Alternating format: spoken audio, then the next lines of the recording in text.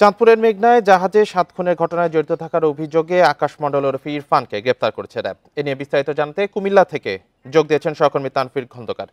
তানভীর, ইরফান এখন কোথায় আছেন আর তার থেকে পুলিশ কোনো তথ্য পেয়েছেন কিনা?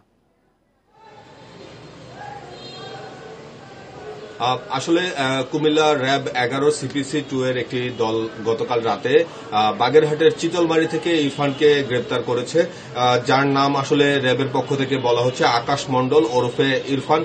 তাকে বাগেরহাটের চিতলমারি থেকে গ্রেফতার করেছে। তবে র্যাব এই বিষয়ে বেলা 12টায় একটি সংবাদ সম্মেলন ডেকেছে কুমিল্লা র্যাব CPC 2 এর কার্যালয়ে। সেখানে আসলে বিস্তারিত জানা হবে। আর সেই মুহূর্তে আসলে র্যাবের হেফাজতে আছে বলে আমাদেরকে নিশ্চিত করেছেন র্যাবের যেই দল, সেই দলের প্রধান মেজর সাকিব হোসেন, তিনি আসলে আমাদেরকে বলেছেন। আর যে বিষয়টি হয়েছে যে মঙ্গলবার রাতে আসলে চাঁদপুরে একটি মামলা হয়েছিল, জাহাজের মালিক মাহবুব মুর্শেদ একটি মামলা দায়ের করেছেন এই 7 খুনের ঘটনায়। এর আগে থেকেই কিন্তু র্যাবের পক্ষ থেকে জানানো হয়েছে তারা আসলে এই ঘটনাটি নিয়ে বিভিন্ন জায়গায় অভিযান পরিচালনা করছে এবং তদন্ত করছে। আর সেই প্রেক্ষিতে আসলে এই আকাশ মণ্ডল ওরফে ইরফানকে আসলে গ্রেপ্তার করা হয়েছে। তবে তারকে জিজ্ঞাসাবাদ চলছে, এখনো তার কাছ থেকে তথ্য নেওয়া হচ্ছে। তবে একটি বিষয় যেটি শোনা যাচ্ছিল, আমরা বিভিন্ন সংবাদ মাধ্যমে আসলে খবর পেয়ে আসছিলাম এবং চাঁদপুরের যিনি প্রতিনিধি আছেন তার কাছ থেকেও খবর পেয়েছিলাম যে আসলে এই আকাশ মণ্ডল ওরফে ইরফান সেই জাহাজে থাকারও কিন্তু একটি তথ্য আসলে বের হয়েছিল। তবে সেটি নিশ্চিতভাবে বলা যাচ্ছে না। আসলে সেখান থেকে যে বেঁচে এসেছিল আহত যে ব্যক্তি, আসলে তার কথার মাধ্যমে এই আকাশ মণ্ডল ওরফে ইরফানের যে তথ্য সেটি এসেছিল বলে আমরা জানতে পেরেছি।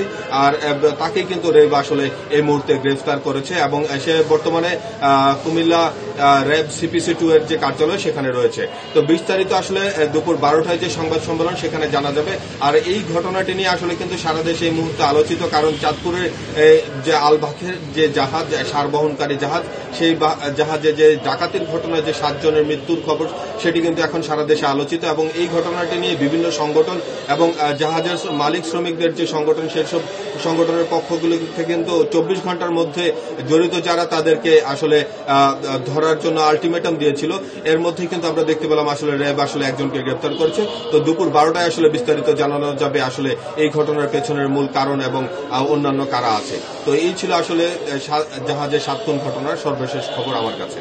ধন্যবাদ। কুমিল্লা থেকে জানাচ্ছিলেন সহকর্মী তানভীর খন্দকার।